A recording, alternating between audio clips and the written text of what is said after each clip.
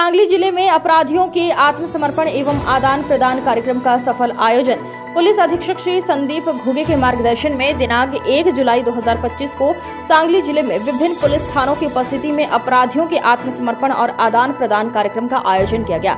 इस विशेष अभियान के अंतर्गत सांगली, मिरज, इस्लामपुर, तासगांव, विटा और जत पुलिस उपविभागों से कुल 245 आरोपियों ने आत्मसमर्पण किया।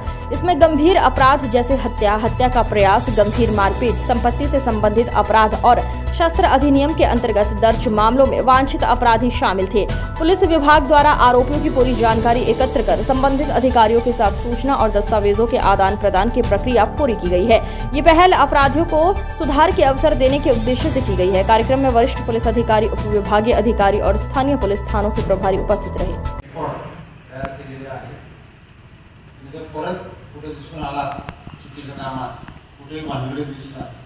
तुमचा रेकॉर्ड आमच्याकडे आहे।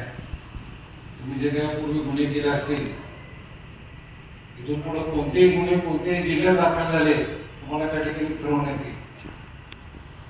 प्रत्येक गुन्ह्यामध्ये तुम्हाला घेण्यात येईल, घरफोड्या असेल कुठला, आणि जेव्हा केव्हा तुम्हाला पोलीस स्टेशनला बोलवण्यात येईल, पोलीस स्टेशनला हजेरीला न चुकता राहायचं, उद्योग प्रतिबंधात्मक कारवाई करण्यात येईल, कारवाईच्या तारखेला हजर राहायचं। लक्षात आलं का? तारीख चुकली तर तुमच्यावर परत कारवाई होईल। लोकेशन सोडून कुठे जात आहे तर पहिले घरच्या दारांना सांगून जायचं, मोकाट करायचं नाही। आज पडोस तुमची नावा सगळ्यांची घेतलेली आहेत, स्वीकारला असेल इमानदारीद्वारे प्रामाणिकपणे तो धंदा करा। इस्त्री असेल, पेंटिंग असेल, रिक्षा चालवणं असेल, रिक्षावाला कुठे गेला? मालकीचा रिक्षा आहे का? 200 रुपये घेतो ना तू भाड्याने ना रिक्षा।